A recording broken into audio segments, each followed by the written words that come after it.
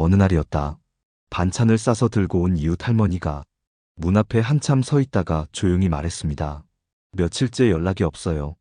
우리 애가 뭔 일 생긴 건 아닌가 걱정돼요. 문자도 답이 없고 전화를 해도 안 받아요.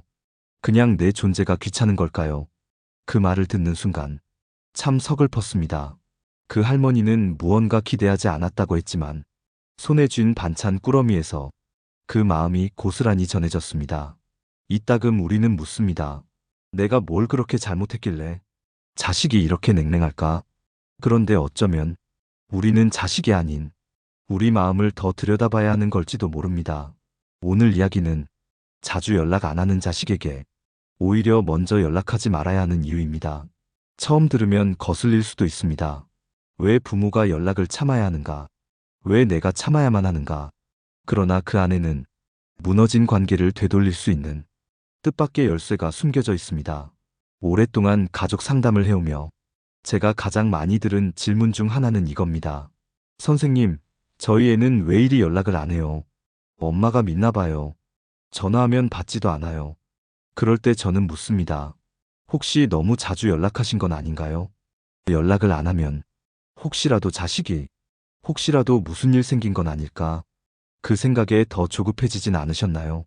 사람 마음이란 생각보다 더 단순하면서도 미묘해서 가까운 사이일수록 당연한 줄 아는 오류를 범하기 쉽습니다.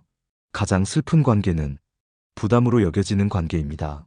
가장 보고 싶은 사람인데 만나면 피곤하고 가장 가까운 사람인데 연락이 오면 긴장된다면 그건 지금 당장 무언가를 바꿔야 한다는 신호입니다. 예전 어느 유명한 철학자가 이런 말을 했습니다. 상대의 자유를 허락하지 않는 애정은 결국 감옥이 된다. 부모의 사랑은 본능입니다.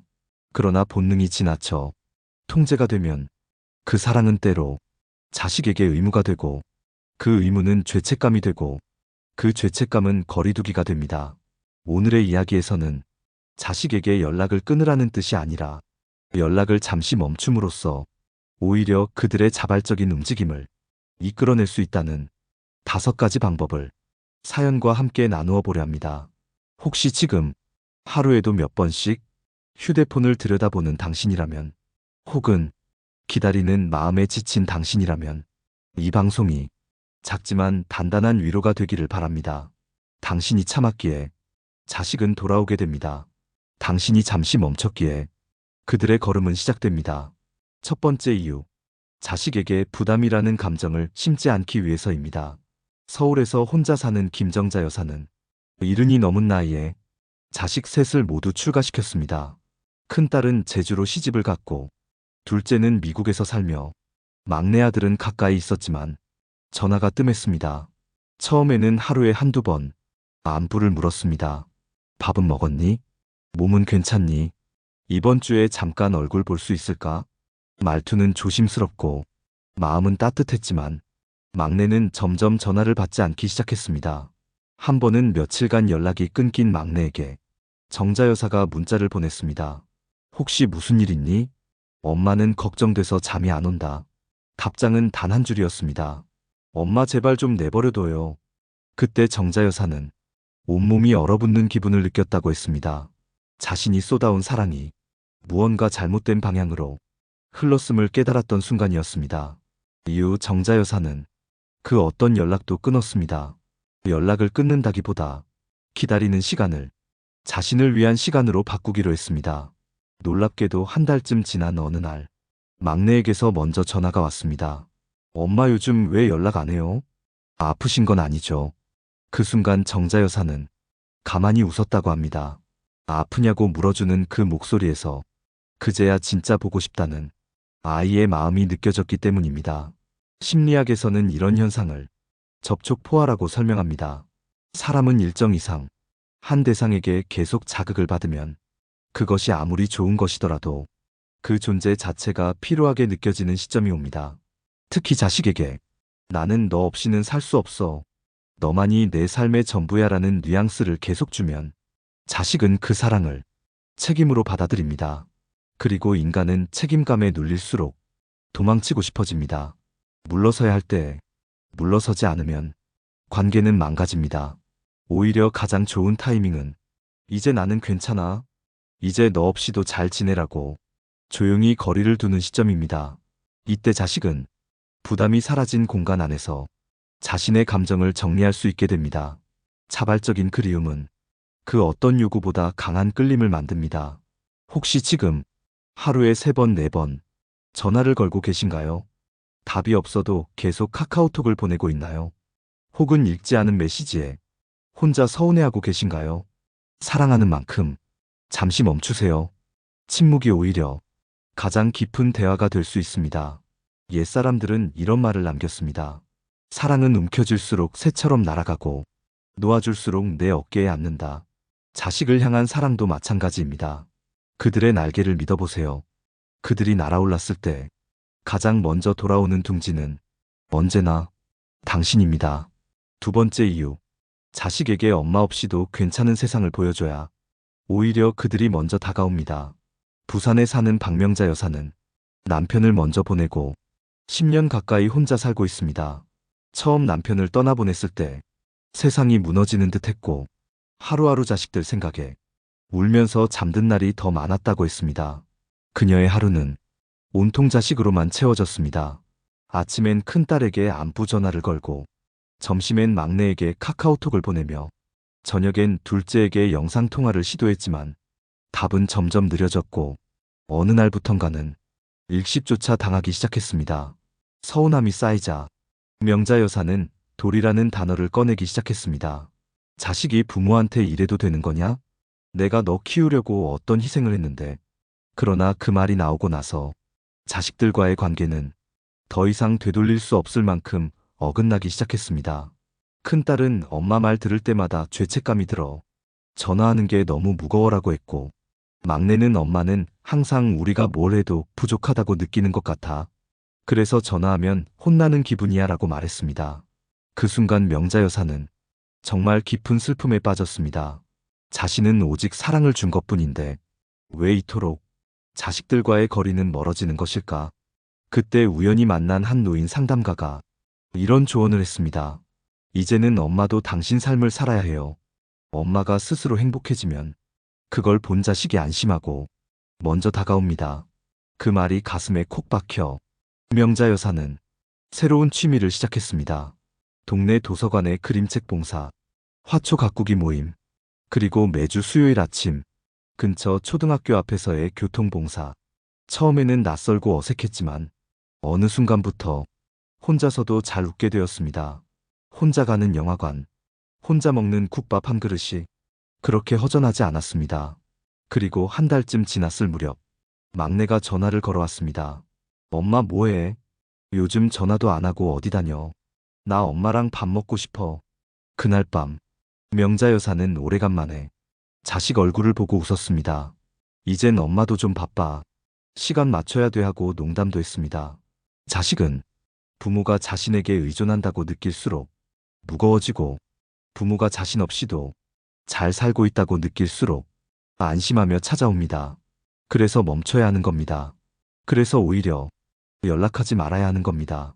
자신을 돌보고 자신을 사랑하고 자신의 일상을 살아가는 모습을 보여줄 때 그들은 당신의 등을 보고 따라오는 법을 배웁니다. 이런 말이 있습니다. 진정한 부모란 아이에게 사랑을 강요하지 않고 혼자 설 수 있는 힘을 길러주는 사람이다. 자식은 혼자 선 부모의 뒷모습에서 다시 손을 내밀게 됩니다. 그 손을 맞잡을 준비를 지금부터 시작해보세요. 세 번째 이유, 자식의 인생에 여백을 남겨줘야 그들이 돌아올 공간도 생기기 때문입니다. 충청도에 사는 임태순 여사는 손주를 돌보다가 손목 인대를 다친 뒤로 혼자 지내는 시간이 늘었습니다. 그 전까지만 해도 매일같이 손주 등하교를 책임지고 김치며 밑반찬을 바리바리 싸다 날랐는데 이제는 무거운 냄비 하나도 들기 어려운 상황이 된 겁니다. 자식들은 처음엔 안쓰럽다고 했지만 이내 바빠졌습니다. 며느리는 문자로 어머님 몸 조심하세요 한 줄을 보내고 아들은 통화 중이라며 전화를 끊었습니다. 태순 여사는 마음이 허전했습니다. 다리 아픈 것보다 더 서운했던 건 엄마 요즘 어떻게 지내요? 그 따뜻한 한마디가 들려오지 않는다는 사실이었습니다. 결국 태순 여사는 결심했습니다. 이제는 내가 이 아이들 삶에서 한 걸음 물러나야겠다고. 그렇게 한 달, 두 달, 그 누구에게도 먼저 연락하지 않았습니다. 묻지 않았고 챙기지도 않았습니다. 그런데 놀라운 일이 벌어졌습니다. 며느리가 먼저 전화를 해 어머니, 어제 김치찌개 끓였는데 예전에 어머니가 해준 거 생각났어요 라며 레시피를 묻기 시작했습니다. 그리고 아들은 어느 날 불쑥 집으로 찾아왔습니다. 엄마, 이번엔 내가 도와드릴게. 엄마가 너무 조용하니까 괜히 걱정되더라. 그들은 그제야 자신들 삶에 늘 어머니가 채워놓았던 자리가 얼마나 크고 따뜻했는지 비로소 알아차리기 시작했습니다. 이처럼 사람 사이에는 적당한 여백이 있어야 합니다. 너무 꽉 차 있는 관계는 숨이 막히고 돌아올 자리가 없게 만듭니다. 고전 철학자 공자는 거리를 두되 정은 멀리하지 말라고 했습니다. 이 말은 가까이서만 사랑하라는 뜻이 아닙니다. 오히려 서로의 삶에 숨 쉴 틈을 남겨주어야 그 틈 사이로 진짜 그리움이 스며든다는 이야기입니다. 부모가 자식을 너무 채워주면 자식은 자기 삶을 설계할 여백을 잃습니다. 반대로 그 여백이 존재하면 자식은 스스로 무언가를 해내고 싶은 욕구를 느낍니다. 태순 여사처럼 기다림을 선택하세요. 텅 빈 손이라도 그 손을 내밀 수 있는 용기만 있다면 언젠가는 자식이 먼저 손을 맞잡으러 옵니다. 그리고 그 순간 우리는 압니다. 내가 너무 많은 걸 주었기에 이 아이가 돌아올 자리를 잊었었다는 걸. 그 여백을 만들어주는 일이 어쩌면 우리가 해줄 수 있는 가장 큰 사랑일지도 모릅니다. 네 번째 이유, 자식에게 기억으로 남아야 진짜 보고 싶어진다는 사실을 잊지 말아야 하기 때문입니다. 경기도 파주에 사는 정연자 여사는 오랫동안 연락이 끊긴 큰아들과 매년 생일마다 똑같은 문자를 보냈습니다. 오늘은 내 생일이야. 엄마가 너를 처음 안았던 날이야. 너무 보고 싶다. 잘 지내고 있니? 그 문자는 매년 같았습니다. 하지만 단 한 번도 답장은 오지 않았습니다. 처음 몇 년은 그래도 언젠가는 오겠지라는 기대를 품었지만 해가 바뀌어도 달라지는 건 없었습니다. 그러다 어느 해인가 현자 여사는 문자를 보내지 않았습니다. 그저 마당에 핀 꽃을 바라보며 속으로만 아이를 떠올렸습니다. 그날 밤 믿을 수 없는 일이 일어났습니다. 큰아들에게서 문자가 도착한 것입니다. 엄마 오늘 왜 문자 안 보냈어요? 기다리고 있었는데 그 문자 없으니까 괜히 마음이 이상하네요. 현자 여사는 그날 밤 목 놓아 울었습니다. 그 아이는 잊지 않았던 것입니다. 단지 표현하지 않았을 뿐 기억은 조용히 그 마음 안에 자리를 지키고 있었던 것입니다. 사람은 때로 가까운 사람일수록 표현을 미루고 감정을 숨깁니다. 부모는 자식에게 언제든지 있어주는 존재가 되기 쉽지만 오히려 늘 곁에 있다는 안정감은 그들의 무관심을 부르기도 합니다. 그러나 잠시 사라진 부모, 조용히 물러선 부모는 문득 떠오르는 존재가 됩니다. 일상 속 어떤 냄새, 어떤 소리, 어떤 계절의 바람 속에서 그들의 마음은 자연스레 부모를 향하게 됩니다. 그게 바로 기억의 힘입니다. 강렬한 사랑보다 은은한 존재감이 오래 남습니다. 과도한 연락보다 한 발 물러선 기억이 더 깊이 박힙니다. 철학자 루소는 말했습니다. 진정한 존재는 부재할 때 더 뚜렷이 느껴진다. 당신이 늘 거기 있었기에 당신의 그림자는 그들에게 익숙했고 그 익숙함은 감사의 마음보다는 때로 무심함으로 이어졌을지도 모릅니다. 하지만 이제 당신이 조용히 사라질 때 당신은 그들 기억 속 가장 따뜻한 사람으로 남게 됩니다. 그래야 그들이 다시 돌아옵니다. 그리움은 기억 속에서 자라고 기억은 부재 속에서 빛납니다. 사랑은 말이 아니라 때로 사라지는 용기에서 더 깊게 전달됩니다. 기다림은 고통이지만 기억은 선물입니다. 당신의 사랑이 그들에게 그런 선물이 되기를 바랍니다. 다섯 번째 이유, 부모가 먼저 멈출 때 자식에게 관계의 주도권을 넘겨줄 수 있기 때문입니다. 서울 강서구에 사는 김영선 여사는 자녀 셋을 모두 출가시킨 후 자신의 인생에서 기다림이 가장 큰 일상이 되었습니다. 특히 둘째 아들은 바쁜 직장 생활 탓에 거의 연락이 없었습니다. 처음에는 일주일에 한 번, 그 후엔 한 달에 한 번, 이제는 명절조차 전화 한 통 받기 어려운 사이가 됐습니다. 영선 여사는 자신이 뭔가 잘못한 것 같다고 늘 스스로를 탓했습니다. 내가 너무 자주 연락했나? 혹시 푸념이라도 해서 귀찮게 했나? 아니면 내가 이 아이를 너무 애틋하게 키운 걸까? 그러던 어느 날 지인의 권유로 참여한 노년기 대화 심리 강의에서 그녀는 처음으로 관계의 주도권이라는 말을 들었습니다. 부모가 자식과의 관계에서 모든 것을 주도하면 자식은 자신이 부모와 소통할 타이밍을 잃게 됩니다. 그 말은 영선 여사의 마음을 울렸습니다. 그래서 그녀는 마음을 다잡고 이제는 연락을 멈추기로 했습니다. 기다림도 내려놓기로 했습니다. 아침에 일어나면 아들의 안부를 묻는 대신 산책을 나갔습니다. 손주 사진을 기다리는 대신 동네 아이들에게 미소를 건넸습니다. 혼자 식사를 할 때면 예전엔 아들을 떠올렸지만 이제는 자신에게 잘했어라고 말하며 조용한 식사를 즐겼습니다. 그리고 어느 늦은 밤 아들로부터 전화가 걸려왔습니다. 엄마 요즘 뭐 하세요? 왜 이렇게 조용해요? 혹시 무슨 일 있으신 건 아니죠? 그 순간 영선 여사는 이제야 이 관계가 비로소 양방향이 되었음을 느꼈다고 했습니다. 그동안은 자신이 모든 걸 끌고 왔고 아들은 그저 받기만 했습니다. 그러나 지금은 아들이 묻고 엄마가 답하는 진짜 대화가 시작된 것입니다. 부모가 먼저 끊임없이 연락을 주도하면 자식은 그 관계 안에서 자율성과 책임감을 잃게 됩니다. 그러나 부모가 한 발 멈추면 자식은 그 자리를 메우기 위해 움직이기 시작합니다. 그 순간 관계는 건강한 균형을 되찾습니다. 어느 유명한 가족 치료 전문가는 이렇게 말합니다. 가족 간의 진짜 사랑은 서로가 서로에게 선택지가 될 때 생긴다. 억지로 이어진 관계는 오래가지 못합니다. 반면 자식이 스스로 택한 연락, 그 한 통은 당신에게 무수한 말보다 더 깊은 울림을 남길 것입니다.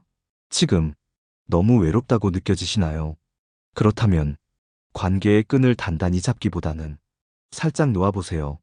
그 끈의 반대편에서 자식이 먼저 당신을 당길 날이 분명히 올 것입니다. 지금까지 우리가 살펴본 이야기들은 모두 하나의 진실을 향하고 있습니다.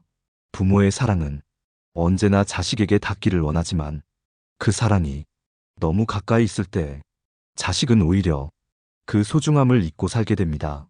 첫 번째 이유는 자식에게 부담이 되지 않기 위해서, 두 번째는 부모도 스스로의 삶을 살아야 자식이 편히 다가올 수 있기 때문이었고, 세 번째는 여백이 있어야 관계가 숨 쉴 수 있다는 점, 네 번째는 기억으로 남아야 진짜 그리움이 생긴다는 것, 그리고 다섯 번째는 관계의 주도권을 자식에게 넘겨줘야 그들이 스스로 찾아온다는 것이었습니다. 이 모든 이야기의 바탕에는 사랑하되 조용이라는 지혜가 깔려 있습니다. 자식과의 관계는 억지로 끌고 갈 수 없습니다. 말하지 않아도, 표현하지 않아도 그 마음은 행동과 태도에서 드러납니다. 진정한 사랑은 기다릴 줄 아는 용기에서 시작됩니다. 사랑하기에 잠시 물러나는 것, 그것이야말로 가장 깊은 배려입니다. 그리고 그 배려는 언젠가 자식의 마음속 가장 따뜻한 기억이 되어 그들을 다시 돌아오게 만들 것입니다. 혹시 지금 자식의 연락을 기다리며 수없이 핸드폰을 들여다보고 계신가요? 혹은 읽지 않은 메시지에 혼자 마음이 상하고 계신가요? 이제는 그 기다림을 당신 자신을 위한 시간으로 바꿔보세요. 산책을 하며 하늘을 바라보는 시간, 작은 화분을 가꾸며 흙의 온기를 느끼는 시간, 좋은 책 한 권을 읽으며 스스로에게 미소 짓는 시간, 그 모든 순간들이 당신을 다시 빛나게 하고 당신을 그리워하게 만들 것입니다. 당신은 잊힌 사람이 아닙니다. 그저 늘 곁에 있었기에 당연하게 여겨졌던 아주 특별한 사람입니다. 이제는 당신이 그 당연함에서 벗어나 그리움의 중심에 서는 순간입니다. 오늘 이 방송이 당신의 마음에 작은 용기 하나라도 더해졌기를 바랍니다. 공감하셨다면 여러분의 이야기도 댓글로 남겨주세요. 비슷한 마음을 가진 분들과 함께 나눌 수 있는 이 공간이 당신에게 위로가 되기를 바랍니다. 그리고 좋아요와 구독을 눌러주시고 다음 시간에는 멀어진 자식과 다시 친해지는 대화의 기술이라는 주제로 다시 찾아뵙겠습니다. 그때까지 당신이 당신 삶의 주인이 되시길 바랍니다. 사랑은 기다리는 자의 몫입니다. 지금까지 지식모음집이었습니다. 감사합니다.